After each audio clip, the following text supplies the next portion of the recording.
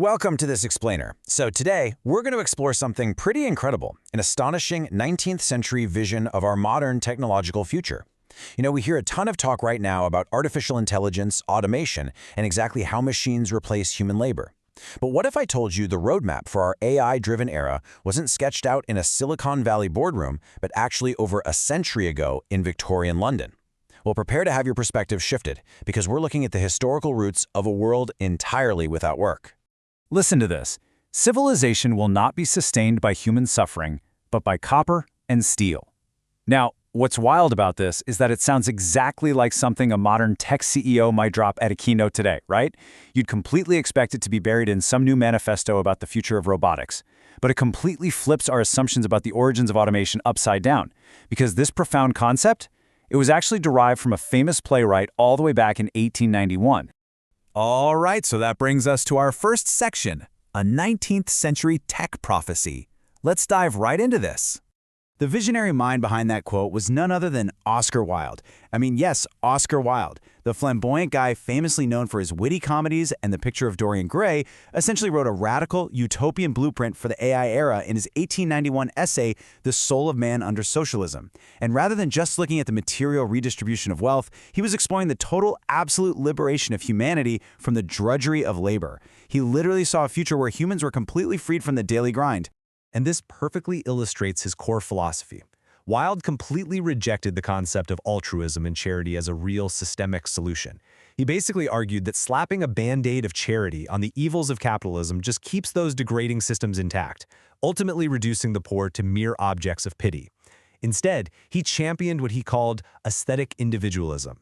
It's this radical idea that the true goal of human life is the full realization of everyone's unique creative potential, not just endless self-sacrifice. He went even further, attacking the endless, soul-crushing anxiety of maintaining private property. He realized that this system essentially forces us to spend our entire lives working for things rather than actually experiencing life itself. It deprives people of their most valuable assets, which is their time and their energy. It traps us in this vicious, never-ending cycle of maintenance and acquisition just to survive day to day. Which brings us straight to the core of his vision in our next section, machines replacing human labor. So the crucial point here is this concept he called the mechanical proletariat. Long before we had Boston Dynamics or automated assembly lines or generative AI, Wilde predicted that machines must become the ultimate enslaved class. He argued that, he demanded that every piece of brutal, repetitive, and uninteresting labor should be entirely handed over to mechanical slaves, fundamentally shifting the burden of running a society completely away from humans.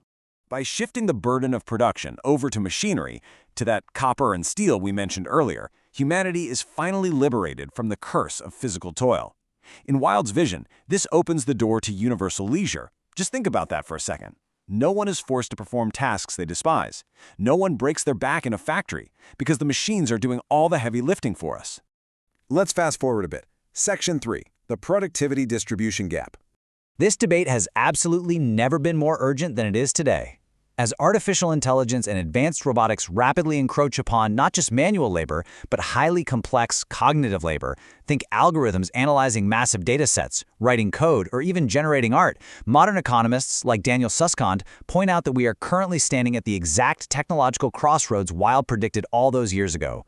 The tools to free us are finally actually here. But here is the great paradox, and really the major challenge of modern civilization. We are facing a massive gap between productivity and distribution.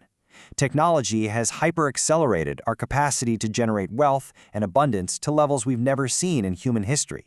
Yet, inexplicably, our working hours and our overall economic insecurity remain stubbornly high. We literally have the technology to be free, but we are still working like we don't. The sources indicate that because society hasn't updated its structural blueprint to match its new technological capabilities, this newly generated wealth simply isn't being shared. Astronomical wealth is being generated, for sure, but it's largely captured by a tiny, insulated elite of tech owners and coders. Meanwhile, the vast majority of humanity is increasingly rendered economically disposable, left trapped in financial precarity despite all the surrounding abundance. And that leads us to a profound, urgent dilemma, the crisis of meaning. If machines seamlessly replace human labor, what are humans actually for when our economic output is entirely redundant? This makes Wilde's 19th century writings eerily prescient for our current AI era.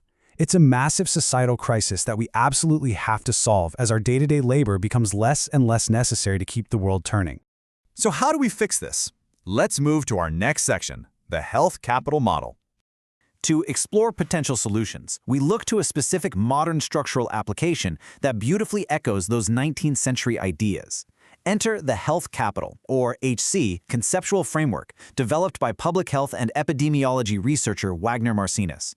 What's absolutely fascinating is how perfectly this modern scientific model aligns with Wilde's utopian vision. The health capital model asserts that human health is a cumulative stock of well-being, and crucially, it desperately requires supportive environmental conditions in order to thrive. Look at what this model systematically seeks to eliminate. To achieve robust public health, we have to tear down structural barriers. The framework targets toxic psychosocial stressors, chronic stress, material deprivation, overwork, and economic insecurity. These are the exact things that quietly deplete our physical, mental, and social well-being every single day. And poetically, they are the exact things Oscar Wilde said machines should finally free us from. So, the framework outlines 3 core structural steps to achieve this reality. Step 1, we must socialize the dividends of automation, ensuring the massive wealth generated by machines benefits everyone. Step 2, eradicate financial worry entirely through neutral institutional designs. Things like universal basic income, access to free essential goods, and the removal of taxation on human labor. And step 3, with forced labor and insecurity removed, public health capital is automatically maximized at a population level. Which brings us to our final section, a world without work. Let's look at what humanity's primary focus becomes when this ecosystem is finally achieved. Imagine a life with maximized health capital. Without the crushing burden of forced labor just to pay the rent, individuals are completely free. People can finally dedicate their lives to deep human connection, playing sports, pursuing art and groundbreaking science, or simply enjoying the vast entertainment available to us. It allows for the ultimate, unhindered cultivation of humanity and true purpose. In this highly supportive ecosystem, artificial intelligence completely shifts in its utility. It isn't a looming threat to our livelihoods or some frightening tool of mass displacement. Instead, AI becomes a highly beneficial, collaborative tool used to develop and socialize knowledge for everyone, perfectly serving the aesthetic individualism that Wilde dreamed of so long ago. So, as we wrap up this explainer on how machines replace human labor, I want to leave you with a final, deeply personal question to ponder. If machines did all of your labor, and your economic survival was absolutely guaranteed by institutional design, what would you do with your life? Who would you become? Thanks for joining me on this journey today, and I really encourage you to keep questioning what our technological future could really look like.